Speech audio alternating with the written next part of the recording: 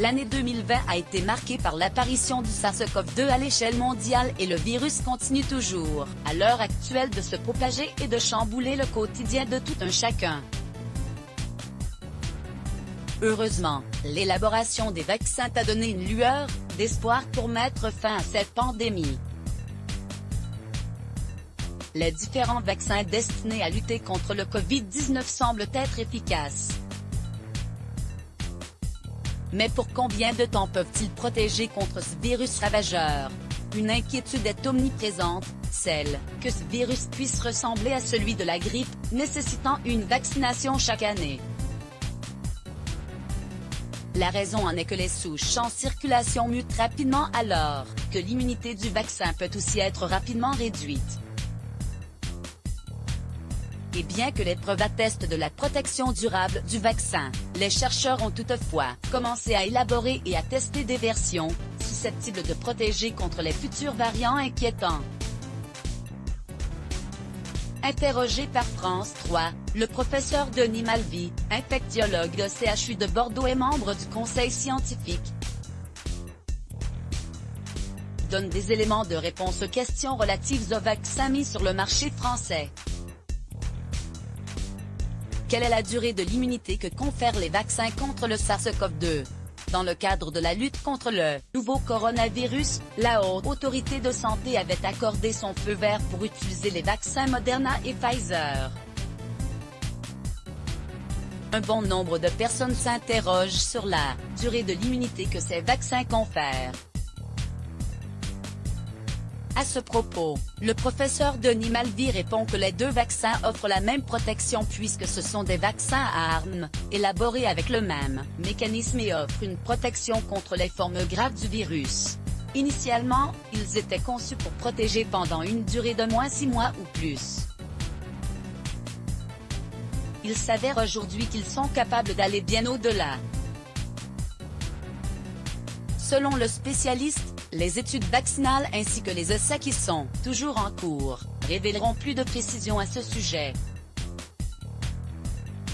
Le dernier rapport du fabricant du vaccin Pfizer suggère que les personnes en Afrique du Sud ayant été vaccinées après la domination du virus circulant le B.1.351 sont toujours protégées efficacement contre l'infection.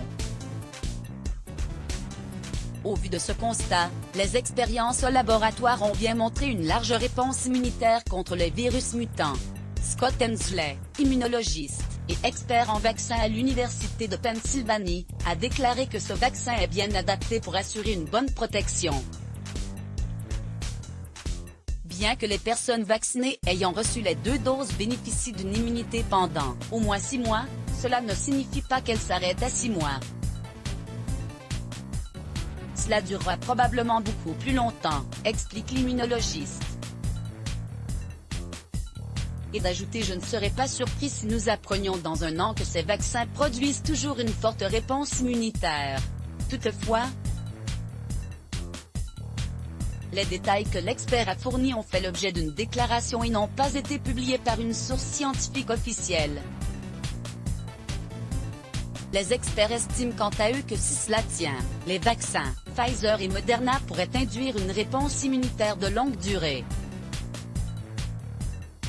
D'un autre côté, la recherche de l'équipe du Dr Alicia Vich du National Institute of Allergy and Infectious Diseases stipule que 2 doses du vaccin Moderna produisent assez d'anticorps qui ne diminuent que très légèrement au fil du temps. De même que le vaccin est susceptible de produire des cellules immunitaires nommées T et cellules B, pouvant renforcer les défenses durant des années. Les 2 doses du vaccin Moderna produisent assez d'anticorps permettant une longue protection.